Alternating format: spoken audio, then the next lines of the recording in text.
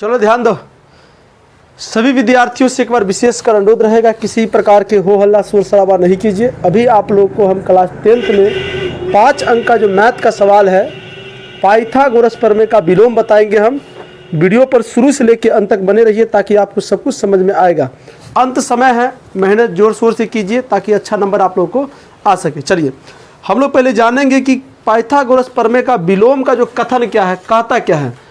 तो कथन आप किताब में से भी लिख सकते हैं, या क्वेश्चन जो आने का तरीका है तो तुमको बोल देगा, आप लोगों को बोल देगा कि पाइथागोरस प्रमेय का विलोम को लिख कर सत्यापन करें, या आप लोगों से बोलेगा कि पाइथागोरस प्रमेय का विलोम लिखा रहेगा और कहेगा इसको सिद्ध कीजिए। पाइथागोरस प्रमेय का विलोम क्या है, कह रहा है कि यदि किसी त्रिभुज की सबसे बड़ी भुजा का स्क्वायर अन्य दोनों भुजा के स्क्वायर के योग के अगर बराबर है तो समझिए कि वो एक समकोण त्रिभुज है। क्या है वो? समकोण त्रिभुज। सही से बैठ जाइए, आप लोग बैठ जाइए। आपको शुरू से लेके हम बता रहे हैं कि आप किसी चीज़ का अगर आप लोग कोई सिद्ध करते हैं तो उसमें 3-4 गो चीज़ मुख्य बात है जो आप लोगों को लिखना पड़ेगा। चलिए तो पहला आप कर लीजिए कि एक त्रिभुज है, मान लीजिए ये त्रिभुज है। सब विद्यार्थी ध्यान दीजिए, ये त्रिभुज है आपका, ये ए बी और सी। चलिए आपको दिया क्या है, हम लोग पाइथागोरस प्रमेय का विलोम सिद्ध कर रहे हैं। तो सबसे पहले आप लोग क्या दिया है वो लिखना है। तो पहले दीजिए, ये दिया है, दिया क्या है, तो ए बी सी एक त्रिभुज है। ए बी सी एक त्रिभुज है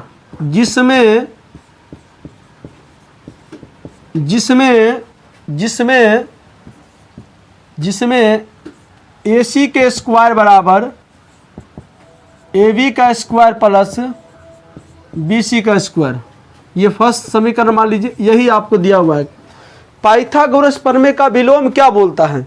पाइथागोरस प्रमेय का विलोम बोलता है कि यदि किसी भी त्रिभुज की सबसे बड़ी जो भुजा है, सबसे बड़ी भुजा का स्क्वायर अन्य दो भुजा, मतलब इसका स्क्वायर के योग के अगर बराबर है तो समझिए वो समकोण त्रिभुज है। क्या ये एक समकोण त्रिभुज, आपको सिद्ध करके दिखाना समकोण त्रिभुज होता है। तो सिद्ध क्या करना है आप लोगों को, ध्यान दीजिए। सिद्ध क्या करना है? सिद्ध करना है कि एंगल बी बराबर 90 डिग्री, एंगल बी बराबर 90 डिग्री। चलिए उसके बाद आप लोगों को करना है रचना क्या करिएगा, तो एक इसी जैसा त्रिभुज कल्पना कर लीजिए। तो आप रचना में लिखिए कि पी क्यू आर एक समकोण त्रिभुज बनाया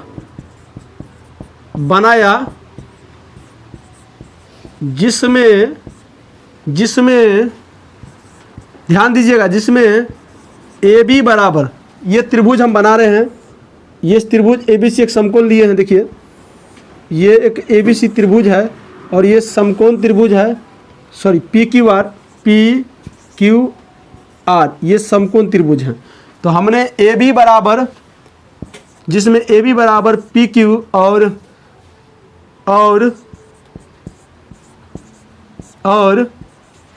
बी सी बराबर क्यू आर है। क्लियर? बी सी बराबर क्यू आर है। चलिए प्रमाण लेते हैं।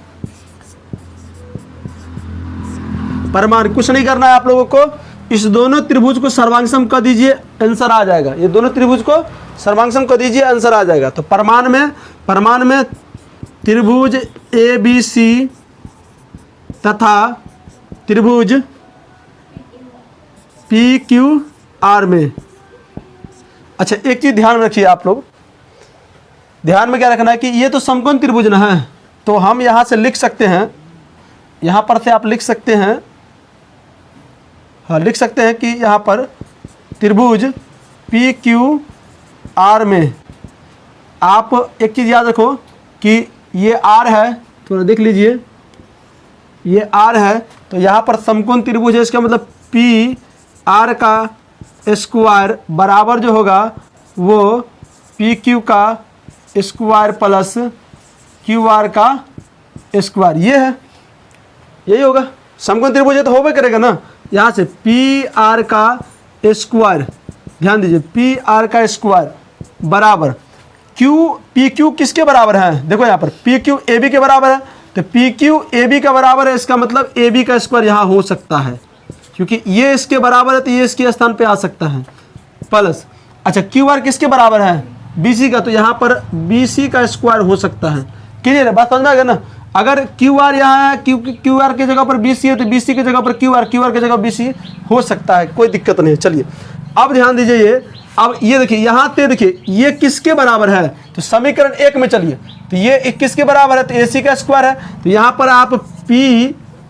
पर आप लिख सकते हैं कि पी आर का स्क्वायर जो है वो ए सी के स्क्वायर के बराबर होगा, दोनों तरफ स्क्वायर तो स्क्वायर कट जाएगा, तो यहाँ पर से आपको पी आर बराबर ए सी मिल गया, पी आर बराबर ए सी। अब ध्यान दो, यहाँ पर ध्यान दीजिए आप लोग, यहाँ पर ध्यान देने वाली बात है कि ए बी बराबर जो है पी क्यू है और बी सी बराबर क्यू आर है, और यहाँ पर अभी क्या सिद्ध किया हम लोग, पी आर बराबर ए सी है, पी आर बराबर ए सी है। इसका मतलब है कि दोनों त्रिभुज, इसका मतलब हुआ कि इसीलिए त्रिभुज ए बी सी तथा त्रिभुज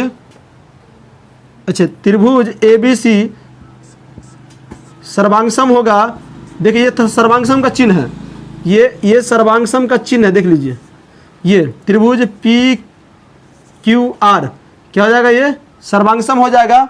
इसीलिए अच्छा कौन रूल से होगा वो लिख लीजिए, एस सर्वांगसमता नियम से, एस सर्वांगसमता नियम से ये दोनों क्या हो जाएगा, सर्वांगसम हो जाएगा। इसीलिए अगर एंगल क्यू बराबर, अगर देखो इसीलिए अगर दो त्रिभुज आपस में सर्वांगसम हो गया, तो सर्वांगसम का मतलब क्या है, सभी एंगल से बराबर।